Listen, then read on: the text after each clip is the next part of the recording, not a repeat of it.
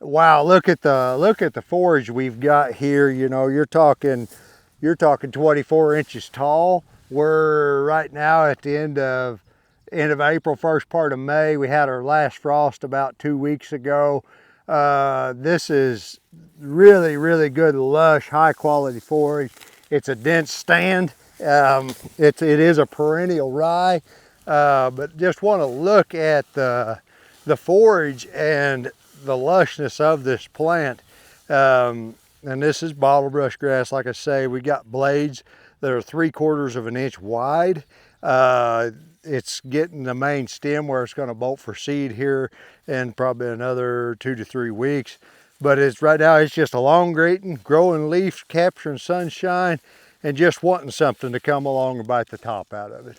So anyways, that's bottlebrush grass. Just wanted to stop and show you this to you really quick. It's another one of the native ryes. We're back out here on May the 9th, about a week after we made the first video on the bottlebrush grass, and kind of wanting to do a follow-up to that, show you some different things. So here's what we've got. Our bottlebrush grass it's about, you know, the clipboard plus that tall. We're looking at about 30 inches or so of growth on the bottlebrush grass that has not been grazed. And this is a monoculture stand of bottlebrush grass. So for fun to kind of quantify this, I took and picked some this morning and I dried it out and estimated like a hay yield. What would you get if you was to hay this field per acre?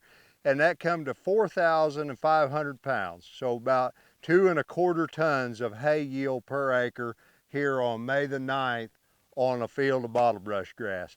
And if we want to look at the bottlebrush grass more closely, it looks like a lot of the other wild ryes, and it's actually in the wild rye family.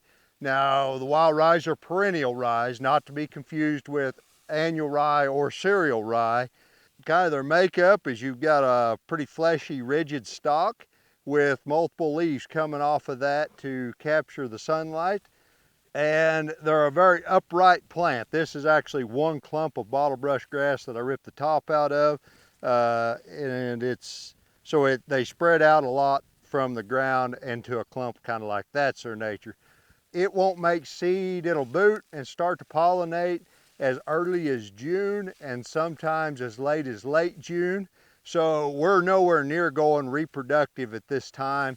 We're yet growing. If a person was actually going to hay this, they would probably wait, say another 2 weeks or so, and you'd probably get quite a bit more growth out of it. But here on May 9th, 2¼ tons of forage per acre, and that's on a dry matter basis. So that's like on a 0% moisture.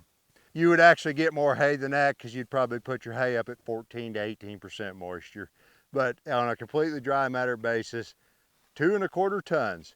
So if we want to step over the fence here, this hot wire fence, we've been grazing bison on this side and haven't grazed this side. Of course, over here you've got a lot more clover and annual weeds and whatnot in it from reducing the canopy.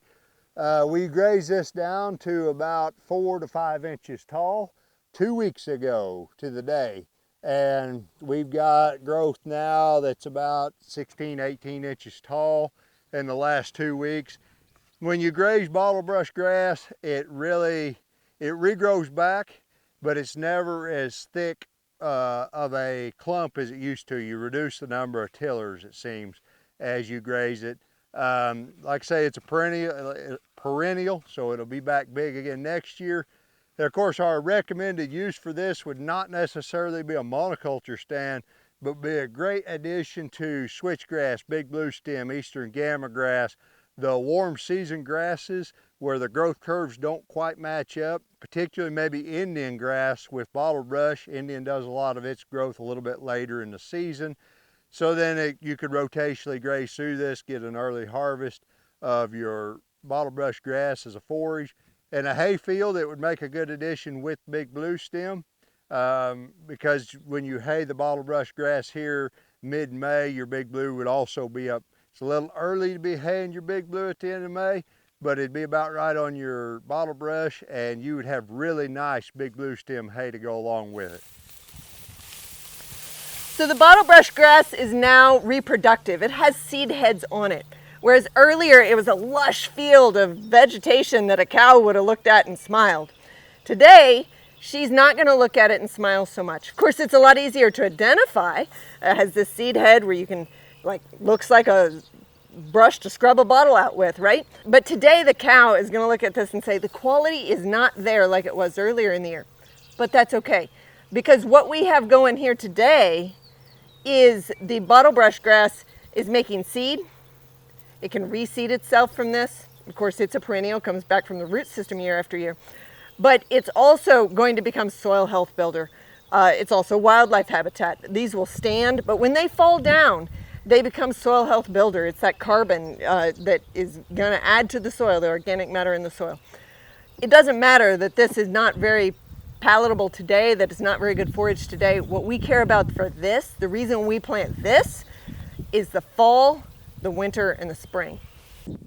I'm Elizabeth with Hamilton Native Outpost, and Bottlebrush Grass is a grass that we're really fascinated by. We're fascinated by this plant, not only because of the beauty of the seed heads, as it waves in the wind here. It's just such a fun plant to see, especially in a shady area. But we also fascinated by the forage production potential that this species has to mix in. Really, the beauty of it is to mix it into a diverse native grassland. And because we are so fascinated by this plant and like it so much and want to draw attention to it and awareness to it, we have decided at Hamilton Native Outpost to make it our plant of the year for 2025. If you want to learn more about this plant, its uses, see it in other videos, or read about it, check out our website or our YouTube channel, HamiltonNativeOutpost.com.